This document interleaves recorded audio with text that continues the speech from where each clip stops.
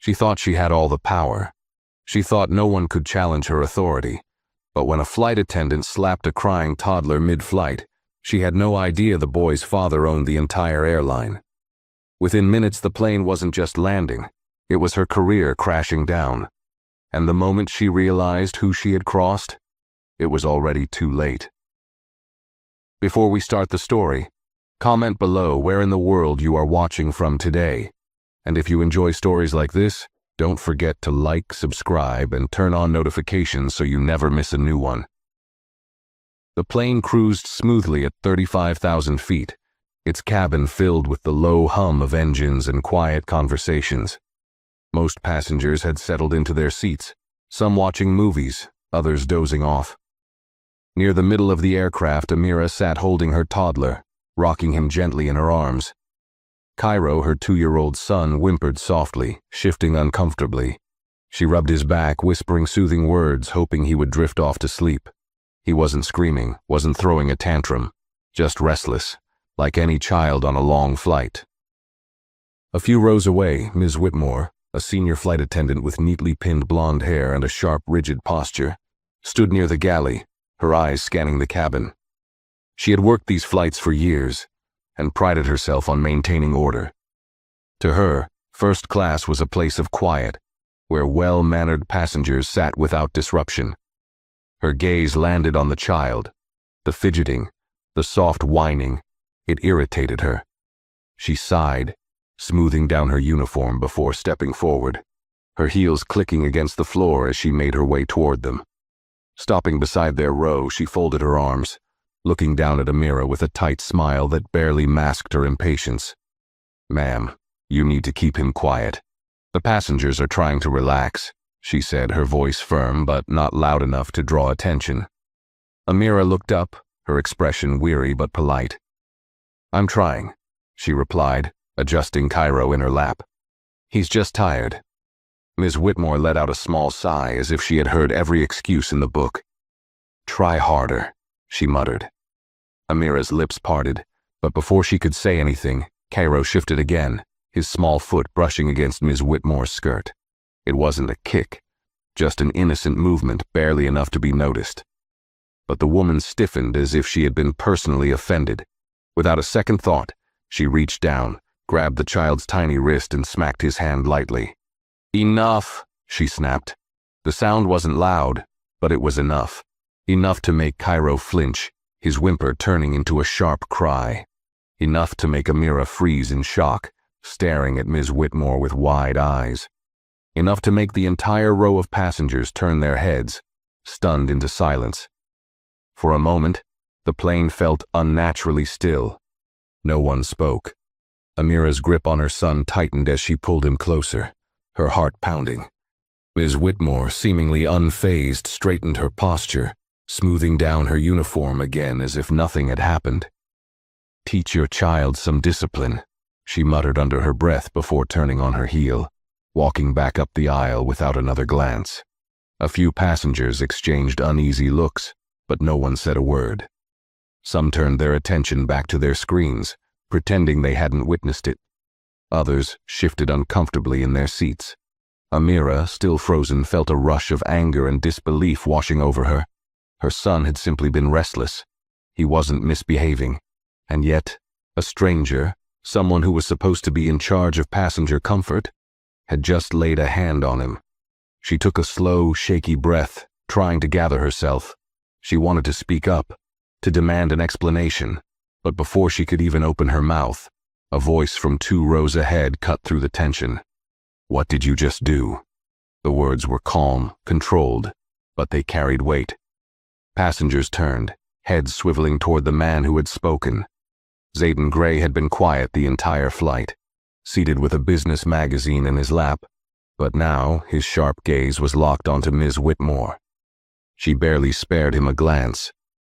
"The child was disruptive," she said coolly, her hands clasped in front of her, as if she had simply corrected a minor problem. Zayden didn't react immediately. He took his time, setting his magazine aside, unbuckling his seatbelt, and standing up. Ms. Whitmore still wasn't looking at him, too focused on adjusting a tray in the galley. But the moment she finally turned her head and saw his face, the color drained from hers. Passengers whispered among themselves, realization rippling through the crowd. One man muttered under his breath, "That's him. That's the owner." Ms. Whitmore's throat went dry. Her mind raced. It couldn't be. She had seen the first-class list, had checked the names. He wasn't listed there. He had to be a regular passenger. But there was no mistaking him. Zayden took a slow step forward, his expression unreadable. "You put your hands on my son." And just like that, the entire flight shifted. The weight of those 7 words, "You put your hands on my son," hung in the air like a brewing storm. The tension in the cabin was thick, passengers holding their breath, unsure of what would happen next. Ms. Whitmore's eyes flickered with panic, but she masked it quickly, straightening her posture as if she still had control of the situation. "Sir, I assure you, there was no harm intended," she said, her voice quieter now, losing its usual sharpness. "I was simply addressing a disturbance." "A disturbance?" Zayden cut her off, stepping forward. His voice was calm, but there was something behind it, something controlled and dangerous. "You just hit a child. My child." Amira felt her pulse quicken as she turned to look at Zayden, finally realizing the full extent of who he was. She had known her husband was an influential businessman, but he never flaunted his wealth or status. He preferred to experience flights like any other passenger, to understand what his customers went through. But now, standing in the middle of the aisle with his presence commanding the entire cabin, there was no mistaking the authority he carried. Ms. Whitmore's throat bobbed as she swallowed hard. The shift in energy had happened so fast. 1 second she was enforcing rules, keeping control, and the next, she was caught in a situation she couldn't escape. "I understand your concern, Mr." She trailed off, pretending as if she didn't already know his name. Zayden's gaze didn't waver. "Gray." That single name sent another wave of murmurs through the cabin. A man seated nearby turned to his wife and whispered, "That's Zayden Gray. He owns this airline." Ms. Whitmore's fingers twitched at her sides, her lips parting slightly as the realization fully hit her. He wasn't just some executive sitting on the board. He was the CEO, the man at the very top. The man who had the power to decide her entire future with one phone call. Passengers were fully alert now, no longer pretending to ignore the situation. Some discreetly pulled out their phones, not recording but checking the airline's website, confirming for themselves that the man now standing in front of them was indeed their employer's employer. Ms. Whitmore shifted uncomfortably, trying to regain control. I didn't realize, sir. Had I known?" "That shouldn't matter." Amira's voice came through, quieter than Zayden's but filled with just as much authority. "You don't get to decide who deserves kindness. You don't get to lay hands on someone's child just because you think they don't belong here." Ms. Whitmore flinched. The words hit their mark. Her eyes darted around, searching for support, but none of the other flight attendants dared to intervene. They stood frozen, watching from the galley, unsure if stepping in would make things better or worse. Zayden exhaled slowly, pinching the bridge of his nose as if he were keeping himself from saying something he'd regret. Then, without another word, he turned his head toward the front of the plane, locking eyes with one of the other attendants. "Get me the captain," he said. And just like that, Ms. Whitmore's entire world started to crumble. A nervous hush fell over the cabin. The request for the captain wasn't loud, but it was powerful. Passengers exchanged glances, some shifting in their seats, others staring at Ms. Whitmore, waiting to see how she would respond. The color had drained from her face, but she stood frozen, as if hoping the moment would pass. It wouldn't. One of the younger flight attendants, Noelle, hesitated before stepping forward. She glanced at Ms. Whitmore briefly, then at Zayden. Without a word, she nodded and hurried toward the front of the aircraft. The tension thickened. Ms. Whitmore opened her mouth, desperate to control the narrative. "Sir, I don't think we need to escalate this," she said quickly. "This was simply a misunderstanding." Zayden's sharp gaze snapped back to her. You think this is a misunderstanding. His voice was lower now, quieter, but the edge in it made her flinch. You put your hands on a child who did nothing wrong. You humiliated my wife in front of an entire cabin, and now you're trying to talk your way out of it? Ms. Whitmore swallowed hard, struggling to keep her composure. I wasn't aware of his status, she admitted, voice barely above a whisper. A dry, humorless chuckle escaped Zayden. His status? He shook his head, his expression unreadable. So if my son was just another passenger, that would have made it okay. Amira tightened her grip on Cairo, who had calmed down but still clung to her. She had been watching silently, letting Zayden take the lead. But now she spoke again, her voice clear. You thought no one would care. You thought we wouldn't matter. Ms. Whitmore said nothing. She didn't have an answer. The soft click of a door opening made heads turn. Captain Reed, a man in his late 40s with neatly combed brown hair and an air of quiet authority, stepped into the cabin. He took one look at the tension-filled space, his eyes landing on Zayden first, then flicking toward Ms. Whitmore, who had gone stiff. What's going on here? His voice was even, but there was a hint of urgency in his tone. Zayden turned toward him, his jaw tight. Your lead flight attendant thought it was appropriate to put her hands on my child. Captain Reed's brow furrowed slightly, as if he couldn't believe what he had just heard. He shifted his gaze to Ms. Whitmore, his expression unreadable. Is that true? She hesitated, her lips pressing into a thin line. For the first time, she looked truly afraid.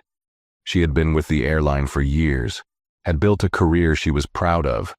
She had never imagined making one mistake that could unravel everything in mere minutes.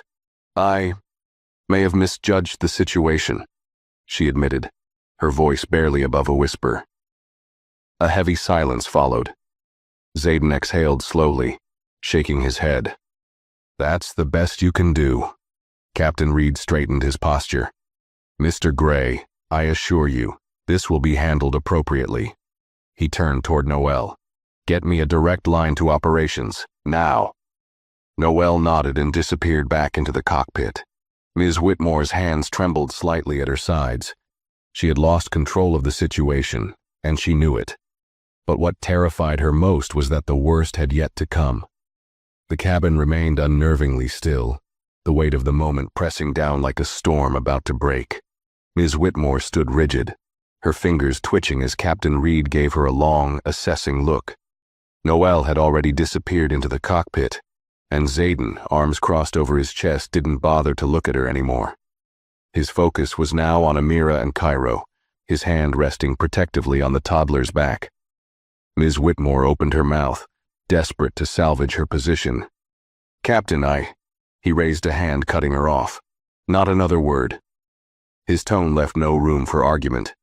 He turned towards Zayden.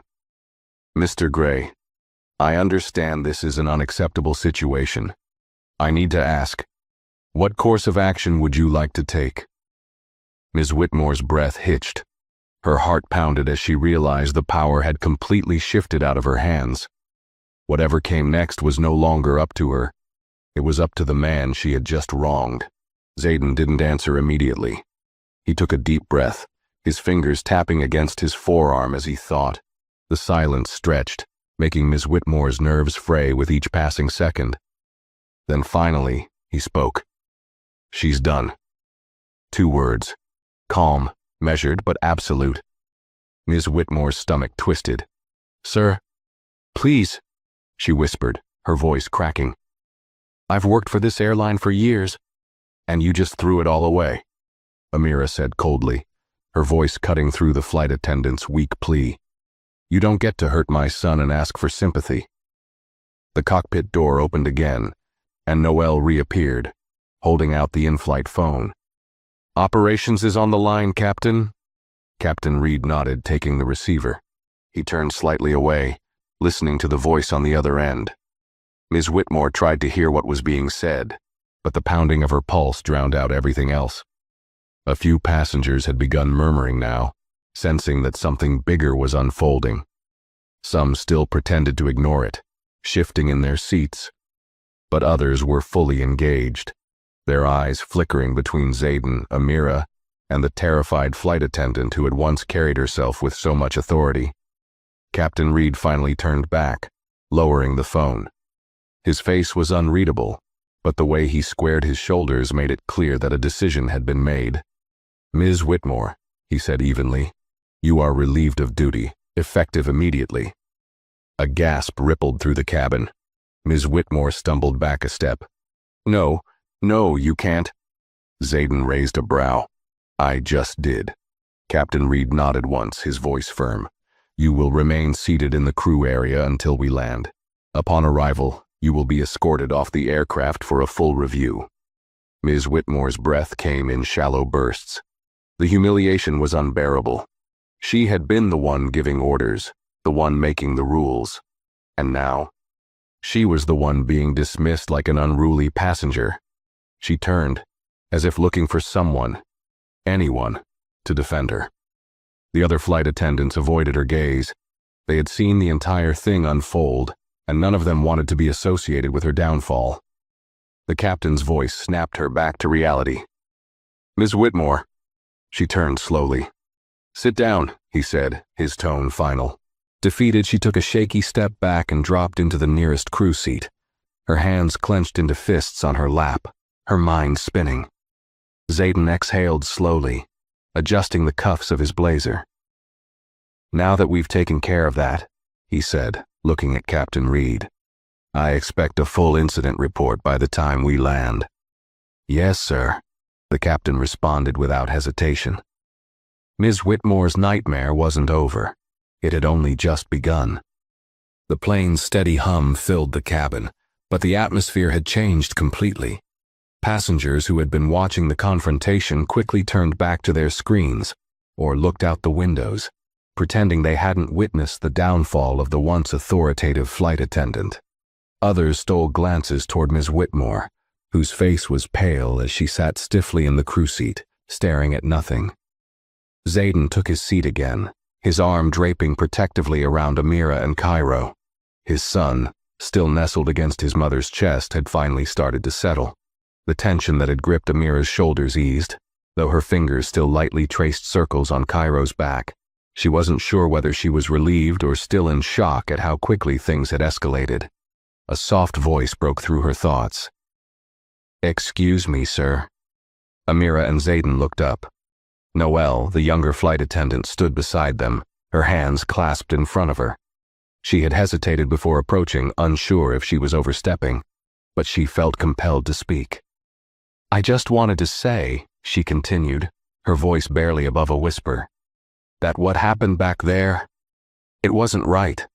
I was uncomfortable when I saw it, and I should have spoken up sooner." She looked at Amira with quiet remorse. "I'm really sorry for what you went through." Amira studied the woman for a moment. There was sincerity in her eyes, genuine regret. Zayden nodded once. "It's not your fault. But you saw what happened. You know this wasn't just about my son making noise, don't you?" Noelle's face tightened. "Yes, sir." Amira let out a slow breath, her voice calmer now. "Then promise me this. If you ever see something like this again, don't wait for someone else to speak up." Noelle swallowed hard and nodded. "I won't." A few feet away, Ms. Whitmore stiffened at the exchange, but she didn't dare interrupt. Her place in the cabin had shifted. She was no longer in control, no longer the enforcer of rules. She was just another passenger now, waiting to see what her future held. The captain's voice crackled over the intercom. "Ladies and gentlemen, we're beginning our descent. Please ensure your seat belts are fastened and tray tables are in the upright position. Flight attendants will be making their final cabin check shortly."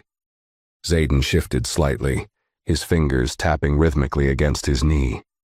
Amira noticed the subtle motion, one she had seen before. He was thinking, calculating his next move. She leaned toward him. "What are you planning?"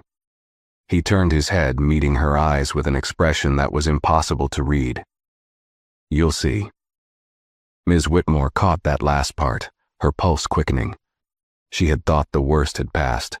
that she would be escorted off the plane in silence, left to explain herself to airline management.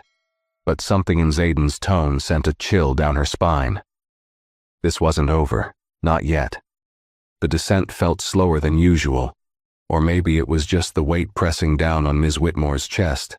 Every second that passed felt like an eternity, her mind racing through possible outcomes. Would they fire her immediately? Would there be a meeting? Could she talk her way out of this? She stole a glance toward Zayden, hoping to read his expression, but he hadn't spared her another look. He was focused on Amira and Cairo, adjusting the toddler's blanket while speaking to his wife in hushed tones. Whatever he had planned, it wasn't meant for her ears. Passengers around them were quietly fastening their seatbelts, some sneaking discreet glances toward the front of the plane where Captain Reed sat stiffly in his seat, waiting for the final instructions from air traffic control. Then the intercom crackled again. "Cabin crew, prepare for landing." Noel and the other attendants moved through the aisles, checking seatbelts and securing trays. But the energy felt different. No one looked at Ms. Whitmore. No one acknowledged her. It was as if she had already been erased from their team. The landing gear rumbled beneath them as the plane began its final approach. Ms. Whitmore exhaled, pressing her palms against her lap to steady herself. Maybe, just maybe, she could talk to the airline executives before Zayden did. Maybe if she got ahead of this, she could. A sharp ding interrupted her thoughts. Passengers turned as a uniformed security officer stepped onto the plane, waiting near the jet bridge. His stance was firm, his expression unreadable. He wasn't here for a routine check. He was waiting for someone. Ms. Whitmore's pulse skyrocketed. Her fingers curled around the armrest. This was happening faster than she thought. The plane's wheels touched down with a smooth but heavy thud, rolling down the runway before gradually slowing. The moment they reached the gate, another announcement came through the speakers. "Ladies and gentlemen, welcome to our destination. Please remain seated until we have reached the gate and the seatbelt sign is turned off." A pause. Then the captain spoke again, but this time his voice held something different. "Certain crew members will be required to remain on board for further instructions. Passengers, we thank you for choosing our airline and wish you a pleasant stay." The words sent a ripple of whispers through the cabin. Ms. Whitmore's stomach twisted painfully. Certain crew members. She didn't need to be told. She knew exactly who that meant. Her hands trembled as she unfastened her seatbelt, her breath shallow. She had spent years walking through this terminal with authority, head held high. But now, she would be walking out under very different circumstances. And the worst part? She still didn't know what Zayden Gray had planned. The seatbelt sign flicked off with a soft chime, and the usual sounds of landing filled the cabin. Passengers shifting in their seats, overhead bins clicking open, and the faint hum of conversation as people prepared to disembark. But amidst the routine movements, an unsettling energy lingered in the air. People weren't just eager to leave the plane. They were waiting for something. Ms. Whitmore sat frozen in her seat, her hands clammy against her uniform.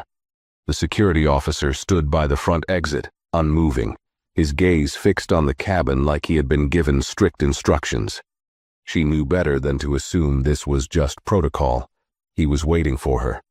Zayden remained in his seat, calm and unreadable, one arm resting around Amira, while his free hand lightly traced Cairo's back.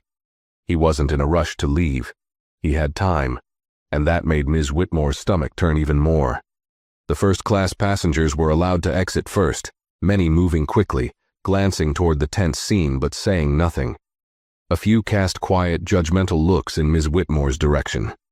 Others simply averted their gaze, pretending this wasn't happening. One by one, the rows emptied.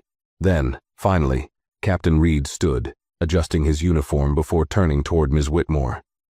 "You'll remain seated until further notice," he said, his voice firm but not unkind. Ms. Whitmore could barely nod. Zayden finally moved, standing with a slow, deliberate ease, adjusting his blazer as he reached for his carry-on. Amira stood beside him, gently lifting Cairo, who was half asleep against her shoulder. Noel quickly stepped forward to help with their bags, but Zayden held up a hand, stopping her. "We've got it," he said. Noelle stepped back, nodding. Ms. Whitmore swallowed hard, her heart pounding as she realized Zayden was about to leave. Maybe this was it. Maybe he would walk away, let the airline handle it from here. Maybe she had a chance to explain herself, to find a way to salvage. Then he turned toward the security officer. "Escort her," he said simply. A cold shiver ran down her spine. The officer nodded. "Yes, sir." Ms. Whitmore's breath hitched. "Sir, not Mr. Gray. Not sir as a general courtesy. That was the way someone addressed a man who had given a direct order." Passengers who were still exiting slowed, some outright stopping near the jet bridge as they sensed the shift in power. The weight of Zayden's authority had settled over the plane, unspoken but undeniable. He wasn't just a wealthy businessman making a complaint. He was in control. Ms. Whitmore's voice barely came out. "Mr. Gray, please." Zayden turned his head slightly, giving her his full attention for the first time since she had been relieved of duty. She saw nothing in his expression. No anger, no triumph, no sympathy. That terrified her more than anything. Then, with a final glance toward Captain Reed, he spoke once more. "Make sure she's held accountable." And with that, he stepped off the plane, Amira beside him, Cairo still peacefully asleep in her arms. Ms. Whitmore's breath came in shallow gasps as the security officer finally stepped toward her, standing just inches away. "Ma'am," he said, his voice neutral, "you need to come with me." She didn't move right away. Her hands tightened into fists as she looked around, but there was no one left to help her, no one to back her up. Noelle averted her gaze. Captain Reed simply sighed. Passengers had already moved on. For years she had commanded this space, enforcing rules, making sure people knew she was in charge. But now, she wasn't even a flight attendant anymore. With no other choice, she slowly stood, her legs trembling beneath her. And with every step she took toward the front of the plane, she knew this wasn't just the end of a flight. It was the end of everything. The walk toward the exit felt longer than any flight Ms. Whitmore had ever worked. Her usually confident stride was gone, replaced with slow, uneasy steps as the security officer led her forward. The stares of the remaining passengers burned into her back, whispers growing louder as she moved. She kept her head down, her nails digging into her palms. If she could just make it past the jet bridge, past the terminal, maybe, just maybe, she could figure out a way to fix this. But deep down she knew this wasn't something she could fix. Zayden Gray hadn't yelled. He hadn't made a scene, but his silence had been more damning than any public outburst. He had let the situation unfold with quiet authority, and now she wasn't just facing company policy, she was facing him. She stepped off the plane and into the jet bridge, the cool, sterile airport air hitting her like a slap. Just beyond the glass walls of the terminal, she saw passengers heading toward baggage claim, some glancing in her direction. The security officer stayed close, walking with measured steps, but he wasn't the one she feared. It was the man waiting just past the gate. Zayden stood near a row of sleek black chairs, speaking in hushed tones with a man in a tailored suit, one of the airline's senior executives. The executive nodded at whatever Zayden was saying, occasionally glancing toward the exit as if awaiting orders. Amira was a few steps away, adjusting Cairo's blanket as he dozed in her arms, her expression unreadable. Ms. Whitmore's heart pounded harder. This wasn't a private matter anymore. The executive team was involved. The security officer motioned for her to stop a few feet away, and she did, her throat dry. She had been hoping, praying that Zayden would simply walk away, let the airline handle things quietly.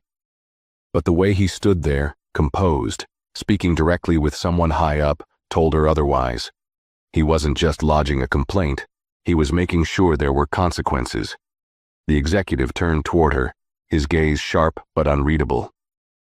"Ms. Whitmore," he said, his voice crisp. "Follow me."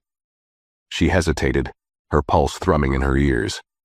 Can I at least explain?" she asked, her voice weaker than she intended. Zayden finally turned to face her. "Explain what?" His tone wasn't cruel. It wasn't mocking. But it was final. She opened her mouth, desperate to string together a defense, but the words wouldn't come. Because what could she say? That she hadn't meant to strike the child. That she had been overwhelmed. That she would never have done it if she had known who he was? All of it sounded hollow, even to her. The executive adjusted his tie. "You will have an opportunity to give your statement during the formal review," he said. "For now, you are to surrender your employee badge and credentials." Her breath hitched. "Wait, now?" "Yes," the executive said flatly. "Now." A slow horror settled over her as she realized how quickly this was happening. She had been on duty less than an hour ago, commanding the first-class cabin with authority. And now she wasn't even an employee anymore. Her hands shook as she reached for the lanyard around her neck, fumbling with the clip. The ID badge had been with her for years, worn like a symbol of status, proof that she belonged among the elite crew members. She had trained new attendants. She had enforced policies. She had believed she was untouchable. Now, she unhooked it from her uniform, her fingers trembling as she placed it into the executive's waiting hand. Passengers exiting the plane walked past them, some pretending not to watch, others sneaking glances as if they were witnessing a scandal unfold in real time. Ms. Whitmore's mouth felt dry. "And after this review?" she asked, forcing herself to keep her voice steady. Zayden adjusted his cuffs, watching her without a flicker of sympathy. "That depends on how honest you are." She swallowed hard. The executive gestured toward a set of double doors leading to the restricted employee areas. "Let's go." Ms. Whitmore hesitated for only a second before forcing her legs to move. She stole one last glance toward Zayden, hoping for something, anything that might indicate she still had a chance. But he had already turned away, his attention back on his wife and son, because to him, she wasn't worth his time anymore, and that realization hit harder than anything else. Ms. Whitmore walked through the double doors with the executive and security officer flanking her sides. The corridor was eerily quiet, sterile white walls and polished floors stretching ahead like a path to nowhere. Every step felt heavier, each click of her heels echoing in the silence. She had walked these halls before, many times actually, but never like this. She had always been the one leading others, training new flight attendants, enforcing policies. Now she was the one being led. The weight of it settled in her stomach like a rock. The executive, a tall man with graying hair and a sharp expression, didn't say much as they walked. He had introduced himself as Daniel Clark, one of the airline's senior directors, but there was no warmth in his tone, no hint of reassurance. He wasn't here to comfort her. He was here to handle a problem. And she was the problem. Finally, they reached a glass-walled conference room near the operations office. Daniel pushed the door open and gestured inside. "Take a seat." Ms. Whitmore hesitated but obeyed, lowering herself into the chair. The room was minimalist. Just a long table, a few chairs, and a large screen mounted on the wall. No decorations, no warmth, just business. Daniel sat across from her, setting her ID badge down on the table between them. The security officer remained by the door, arms crossed. For a moment, silence stretched between them. Then Daniel spoke. "You've been with this airline for over a decade, haven't you?" Ms. Whitmore nodded quickly, relieved that the conversation was starting with something neutral. "Yes, I've dedicated years to this company." "That's what makes this situation even worse," Daniel interrupted, leaning forward slightly. "You didn't just make a mistake. You showed blatant misconduct on a flight in front of dozens of passengers, and worst of all," he exhaled sharply, "you put your hands on the child of the airline's owner." Ms. Whitmore flinched. Hearing it out loud made it feel even worse than it already was. I wasn't thinking," she stammered. "I only meant to discipline him." Daniel's expression darkened. "Discipline?" He leaned back, crossing his arms. "Who gave you that authority?" Ms. Whitmore's lips parted, but she had no answer. "Let me make this clear," Daniel continued. "No flight attendant is ever permitted to physically discipline a passenger, least of all a child. I know, she whispered, her fingers tightening against the table's edge. I lost my patience. Daniel studied her for a long moment, as if deciding whether he even cared about her reasoning. Then, slowly, he turned toward the screen on the wall. A click. The screen lit up. Her stomach dropped. A security feed. She watched in horror as the footage played, a silent but damning recording from the aircraft's in-cabin cameras. The angle was slightly tilted, capturing the moment perfectly. There she was, standing over Amira and Cairo. There was the impatient expression on her face. There was the sharp movement of her hand connecting with the toddler's tiny wrist. And then, the worst part, the way Amira froze, the shock written all over her face. The footage was undeniable. Ms. Whitmore's fingers curled into her lap. Daniel turned off the screen. So, what do you have to say now? She swallowed hard. It looks bad, she admitted, her voice barely above a whisper. But I wasn't thinking clearly. You weren't thinking at all, Daniel corrected. Ms. Whitmore's pulse raced. Please, she whispered, leaning forward. I've given this airline my entire career. I know I made a mistake, but this isn't just a mistake, Daniel interrupted again, his tone cold. This is liability. Ms. Whitmore's chest tightened. Zayden's words came back to her. Make sure she's held accountable. It hadn't been an empty threat, she was being held accountable. And it wasn't over yet. Daniel exhaled, pushing back his chair slightly. Here's what's going to happen next, he said. Effective immediately, you are placed on unpaid suspension pending a full review. Ms. Whitmore sucked in a sharp breath. Suspension? Yes.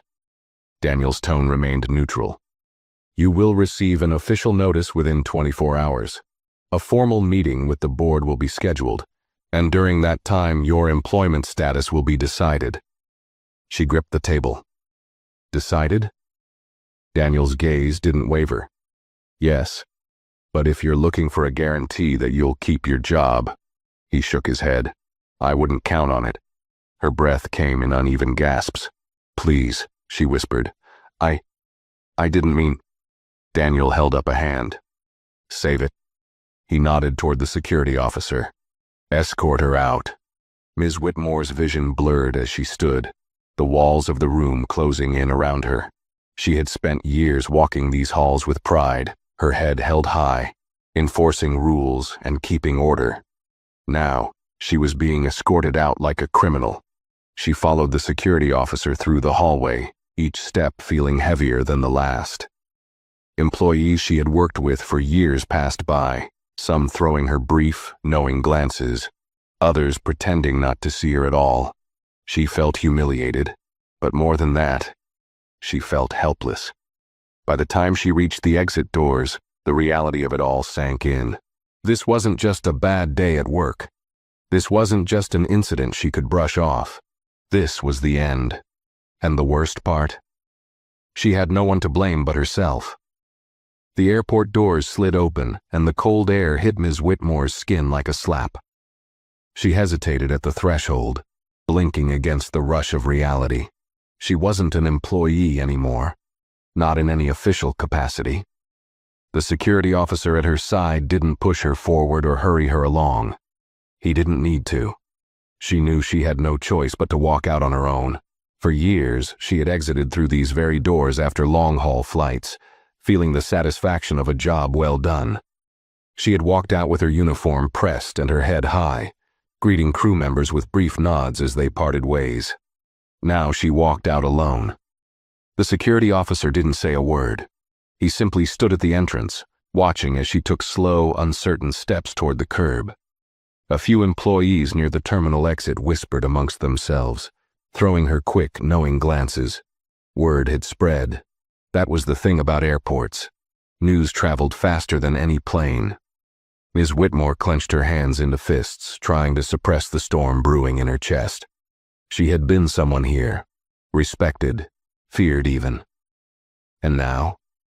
Now she was nothing but a former employee who had made the mistake of crossing the wrong person. No, she caught herself. That wasn't the real mistake. The real mistake had been her own actions. She could try to justify it all she wanted, call it exhaustion, a lapse in judgment, impatience. But none of it changed the fact that she had put her hands on a child. Not just any child, but the child of the most powerful man in the airline business. That was the thing about power. She had spent years wielding it, using it to control passengers, to keep order in her cabin, to demand respect. But power could be taken away just as easily as it was given. And now she had nothing. She reached into her pocket for her phone, her fingers shaking as she unlocked the screen. A flood of notifications greeted her. A missed call from a friend at the airline. A message from a coworker. What happened? Is it true? And worst of all, a new email from Human Resources. Her stomach churned as she opened it. Subject: Employment Status Update. From Airline HR Department, time 6:42 p.m. Dear Ms. Whitmore, this email is to confirm that you are currently on unpaid suspension pending further review by the airline's executive board.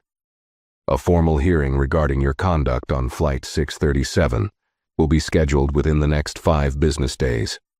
Failure to comply with the investigation process will result in immediate termination.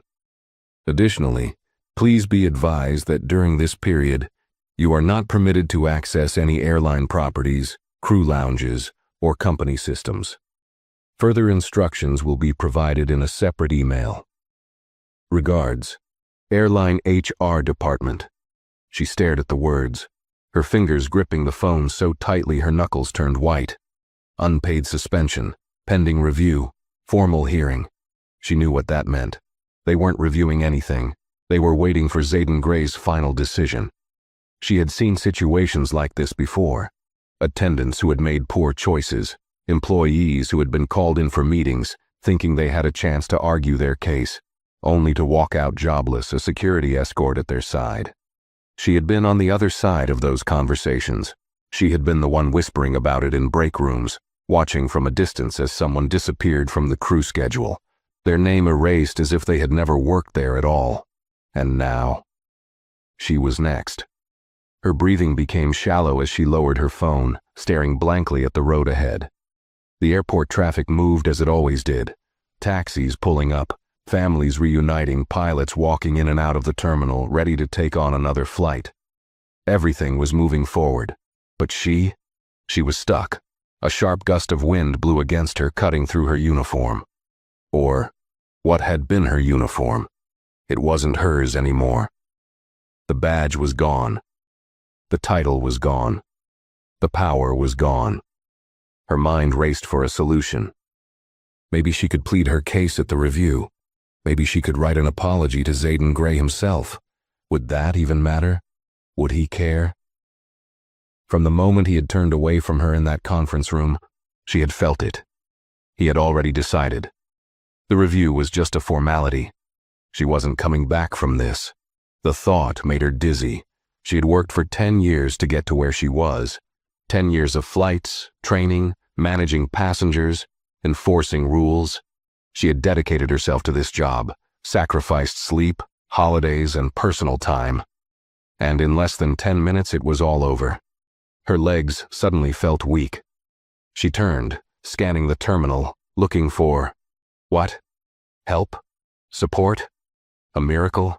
Instead, her eyes landed on the very last person she wanted to see. Zayden Gray. He stood near a private car at the curb, speaking with another executive, his posture relaxed but authoritative. Amira was beside him, holding Cairo, who was still half asleep. The toddler nestled against his mother's shoulder, his tiny fingers gripping the fabric of her coat. Zayden wasn't even looking at her. She was invisible. She wanted to scream. She wanted to march up to him, demand that he see her, demand that he understand how much she had given to this company. But that wouldn't change anything.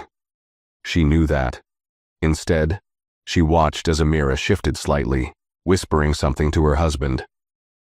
Zayden nodded, reaching out to stroke Cairo's back gently before glancing toward the driver.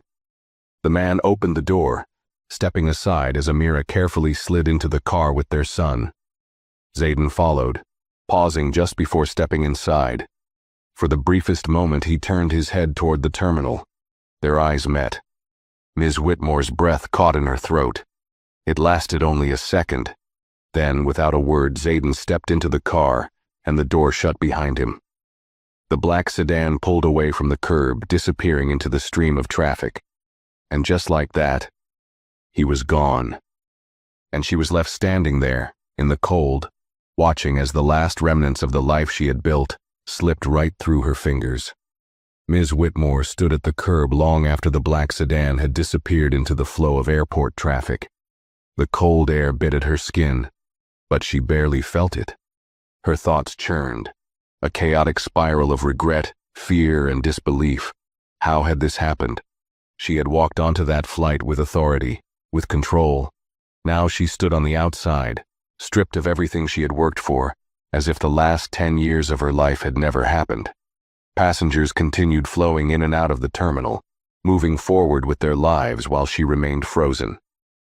A group of flight attendants passed by, laughing about something one of them had said.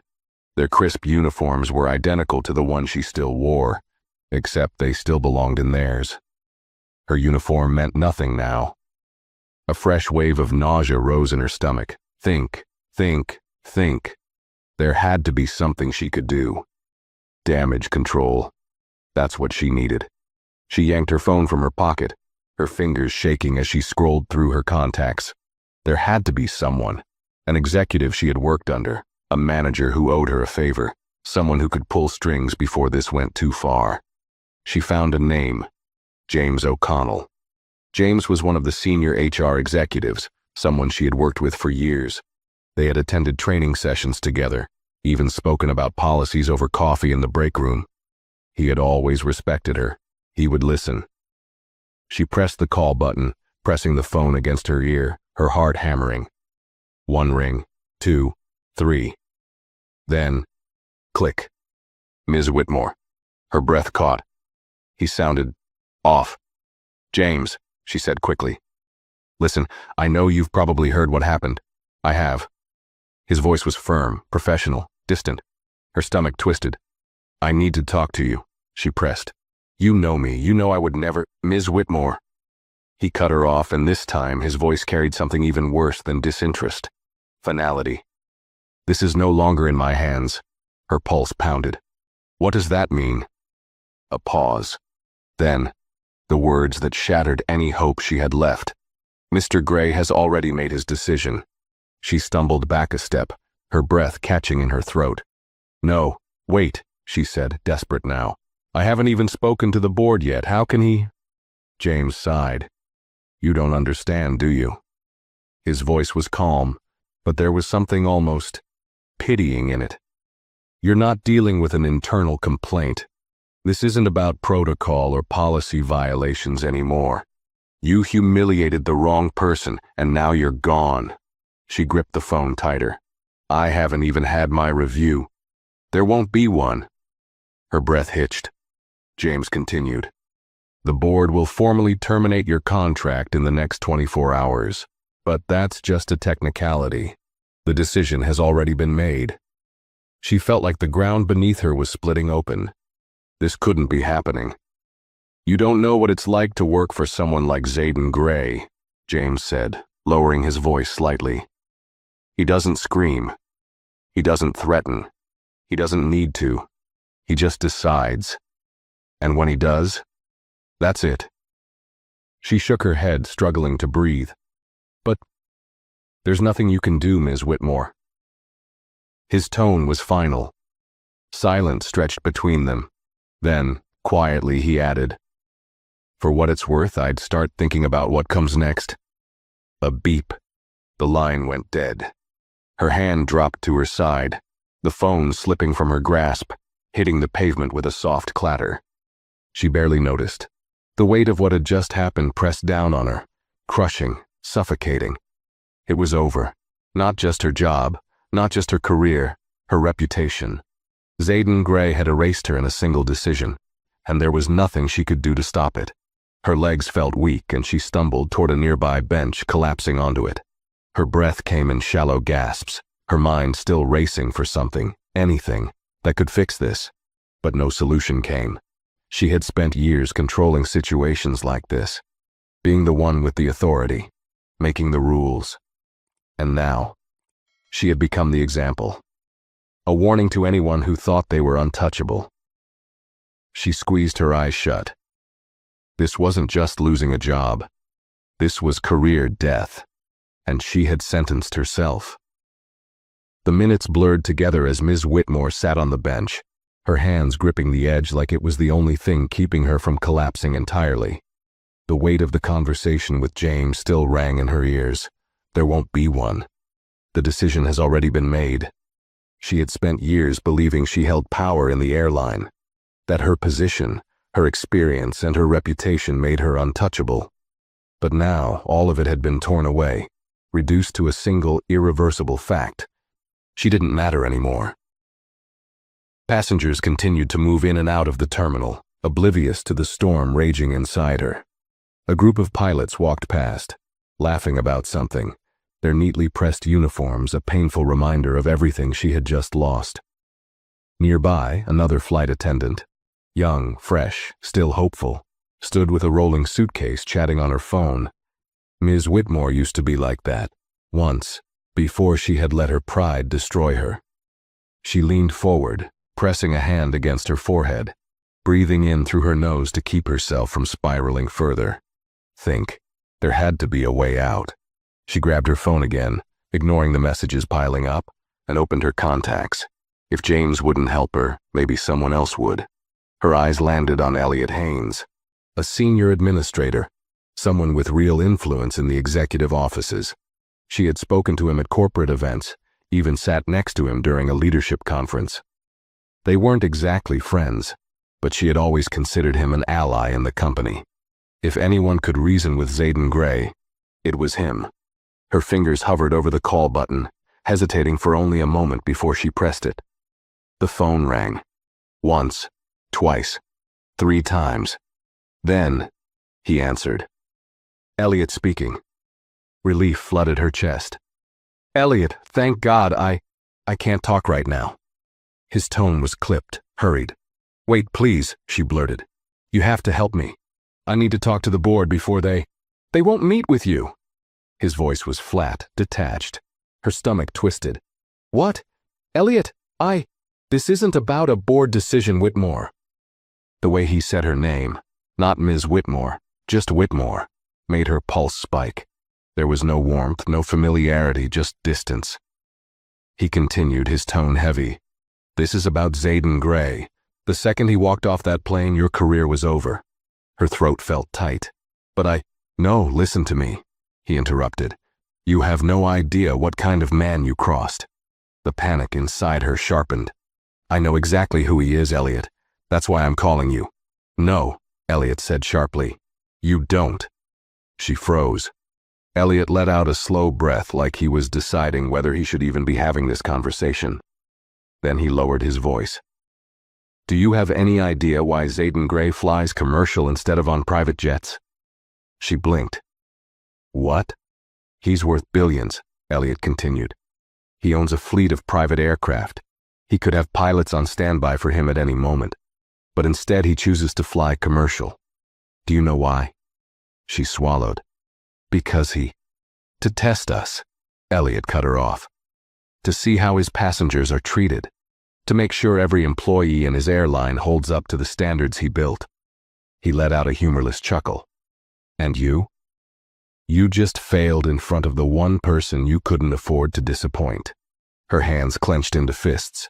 Elliot, please. I just need one chance to... No. His voice was final. There's nothing left to save.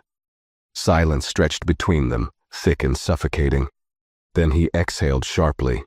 Listen, I'm only telling you this because we've known each other a long time.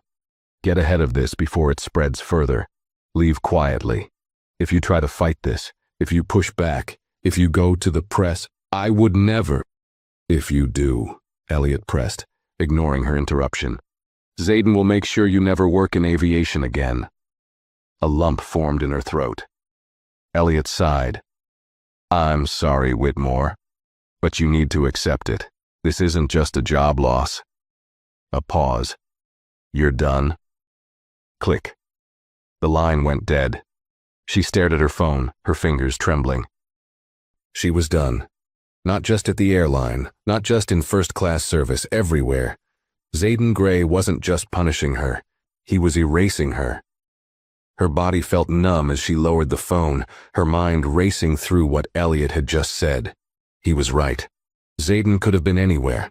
A private jet, a high-profile business lounge, away from the chaos of commercial travel. But he chose to be among the passengers. She had spent years believing she had authority, that she had power. But real power belonged to men like him, and the worst part? He didn't have to yell. He didn't have to argue. All he had to do was decide, and he had already made his choice. The realization was suffocating. She looked around, the weight of her new reality crashing down on her. She was no longer Ms. Whitmore, first-class cabin supervisor. She was just Whitmore, a disgraced former employee, standing alone at an airport curb, and nobody cared. Nobody was coming to save her. There were no favors to call in, no second chances, no appeals. She was finished. A cold gust of wind hit her face, stinging her skin. The airport moved on. The world moved on. And she had nowhere left to go. Ms. Whitmore sat on the bench, staring at the pavement as the weight of everything sank deeper. Her hands, once steady and authoritative, now trembled in her lap. She had spent the last decade enforcing rules, setting standards, making sure people knew she was in charge. And now she was the one being cast aside. Her phone buzzed again, a new notification. Her heart leapt, hoping for something, anything that would change the situation. Maybe a message from an old colleague, maybe someone offering a solution.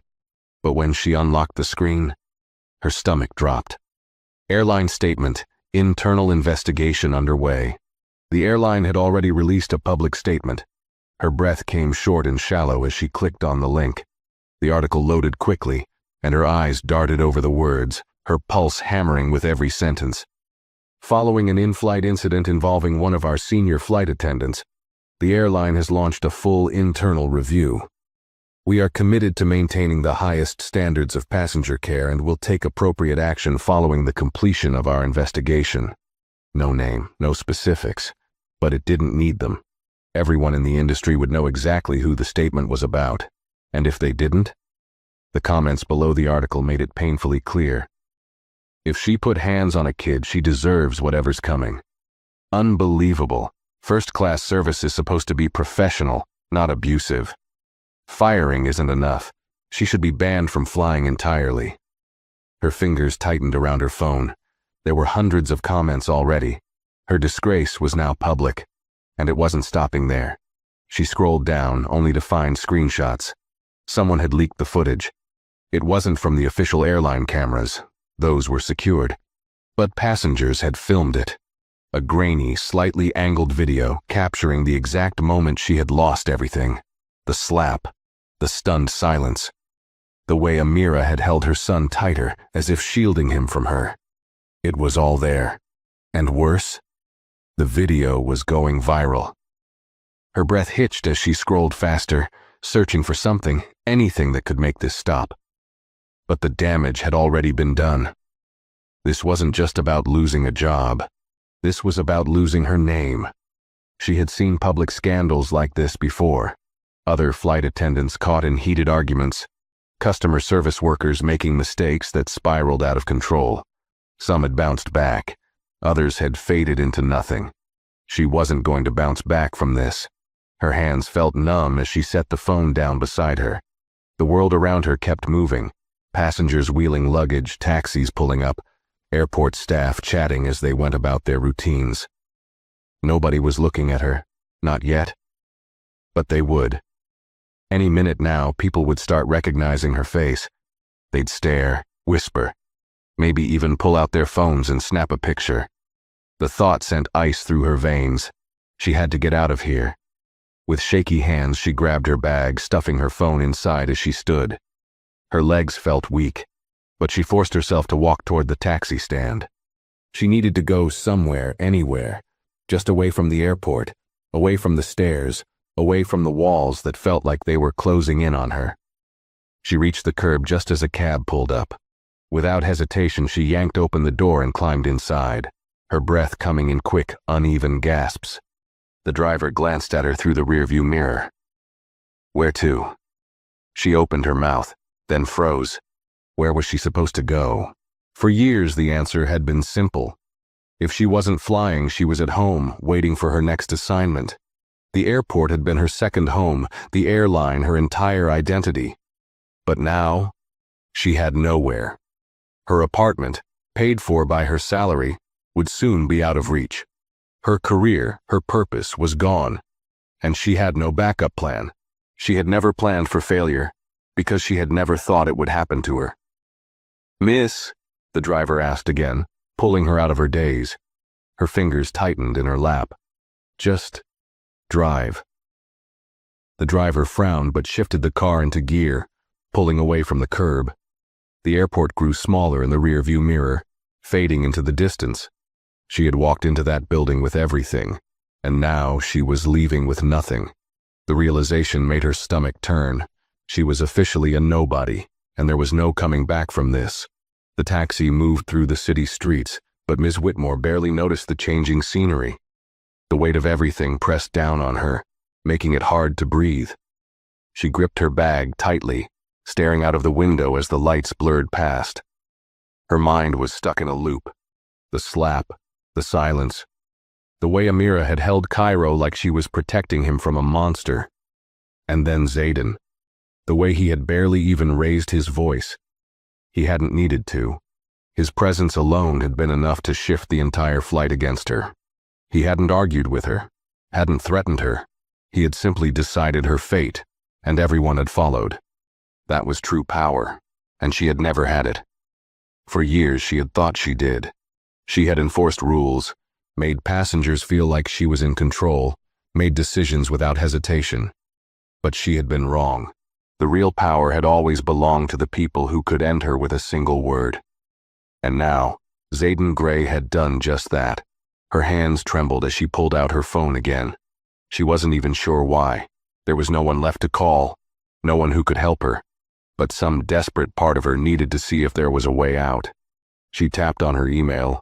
More messages had flooded in, some from co-workers, some from people she barely even knew, sending her nothing but a short text. "Saw the video. Good luck. You messed up bad.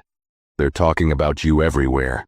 She clenched her jaw and scrolled faster, past the emails from HR, past the notifications from social media, until she saw something that made her heart nearly stop. Zayden Gray has released a statement. Her fingers trembled as she clicked on the link. The article loaded, and there it was. Statement from Zayden Gray, CEO of Skyline Airlines. At Skyline Airlines, we uphold the highest standard of service and professionalism. The safety and comfort of our passengers are our top priorities, and we do not tolerate misconduct of any kind. As a result of the recent in-flight incident involving one of our crew members, decisive action has been taken to ensure that such behavior does not reflect on the values of this airline. We remain committed to providing an exceptional experience for all travelers and maintaining the trust of our customers. She read it once, then twice. Nowhere in the statement did he mention her name, but he didn't have to. Her erasure had already begun. There was no talk of suspension, no mention of review, no internal investigation. Zayden Gray had already made it clear. She wasn't coming back. And now, every airline in the industry would see this. Every potential employer would know that she had been publicly discarded by one of the most powerful figures in aviation. Her name would be whispered in break rooms. Her mistake would be a lesson to every flight attendant in training. This wasn't just about being fired. This was about being permanently marked. She had spent her entire career climbing her way up, making sure people respected her, making sure passengers understood that she was the one in charge. And now, she was just a story, a cautionary tale. Her hands curled into fists. She needed to do something. She couldn't just sit back and let this happen. Maybe she could go to the press, tell her side. But then she thought about Elliot's warning. If you go to the press, Zayden will make sure you never work in aviation again." Her pulse pounded. That was exactly what was happening now, and he hadn't even needed to lift a finger. If she fought back, it would only get worse. She sucked in a sharp breath, blinking rapidly. She had to be smart. She had to think. But what options were left? She scrolled through her contacts again, searching for someone, anyone, who might still be on her side. But as she went down the list, doubt crept in. Would they even answer? Would they risk their own careers by helping her? Probably not. She was tainted now. Her breath hitched, and for the first time since stepping off that flight, she felt something new. Not just panic, not just fear, but regret. Real, deep, gut-wrenching regret. Because no matter how much she wanted to believe otherwise, she knew the truth. This hadn't just happened because Zayden Gray was powerful. It had happened because she had done this to herself. She had crossed the line. She had let her ego, her impatience, and her own self-importance blind her. She had hit a child, and now she was paying the price.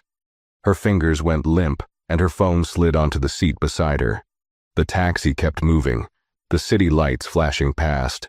She had no destination, no plan, no future. She had spent her whole life thinking she was above everyone else. Now, she was beneath them all, and for the first time in her life, she had no way back up. The taxi moved through the city, the glow of passing streetlights casting long shadows across Ms. Whitmore's face. She stared at her reflection in the window, but the woman looking back at her wasn't the same one who had boarded that plane just hours ago. That woman had been confident, in control, secure in her position. This woman was lost. She could still hear the echoes of her own voice from earlier that day, telling passengers to follow procedures, making sure the flight ran smoothly, believing she was the one in charge. But in reality, she had never been the one in control. The power she had once wielded had been an illusion, one that had shattered the moment she had crossed the wrong person. Zayden Gray had spoken, and now she didn't just lose her job. She had lost everything. The taxi driver glanced at her through the mirror. "Miss?" She didn't respond right away, her mind still spinning. "Where exactly are we going?" he asked, his voice calm but laced with slight impatience. She opened her mouth, but nothing came out, because she didn't know. For years, her life had been a constant routine of flights, layovers, and schedules dictated by the airline. She had always had somewhere to go, somewhere to be. Now, for the first time in her life, there was no destination. She reached for her phone again, but she already knew there were no messages, no opportunities waiting, no calls offering help. No one was coming to save her. Her fingers hovered over her contacts. She could call her family, her sister maybe. But then what? Admit that she had ruined her career? That she was at risk of losing everything she had spent years building? Her pride wouldn't let her. She could try reaching out to someone from the airline, maybe a former colleague. But after the leaked video, the public statement, and the countless online discussions tearing her apart, would anyone risk associating with her? She had burned every bridge. She clenched her jaw, willing herself to think logically. She still had some savings. Not much, but enough to last her a few months if she budgeted carefully. But after that, the aviation industry was small. Airlines shared information. The wrong reputation could follow someone for years. And a black mark from Zayden Gray? That wasn't something she could recover from. She thought about the passengers who had been on that flight. Did they even remember her name? Did they care? To them, she was just the disgraced flight attendant. A cautionary tale, a trending topic for a few days. Then they would move on. But for her, this wasn't just a moment. This was her entire life. Gone. She gritted her teeth, gripping the phone so tightly that her fingers ached. This wasn't fair. One mistake. That's all it had taken to destroy everything. But deep down, she knew it hadn't been just one mistake. This had been building for years. The attitude, the arrogance, the belief that she was untouchable. She had treated passengers as inconveniences instead of people. She had seen herself as a gatekeeper to first-class service rather than someone meant to serve. And today she had gone too far. She had made the mistake, the kind that couldn't be undone. Zayden Gray hadn't just punished her. He had made an example out of her, and the worst part? He hadn't needed to yell, argue, or even fight to do it. All he had done was walk away. And in that moment, her fate had been sealed. She let out a shaky breath, finally answering the taxi driver's question. "Take me to a hotel," she murmured. The driver gave a small nod and turned down a new street. She stared back out the window, her mind blank. She needed time to think, time to figure out her next move. But as the city lights flickered past her, she knew one thing for certain. Her life, as she had known it, was over. She had spent years believing she was above the rules. Now, she was just another person who had been left behind, and there was nothing she could do about it. If you enjoyed this story, make sure to hit the like button and share your thoughts in the comments below. And don't forget to subscribe to the channel for more stories like this.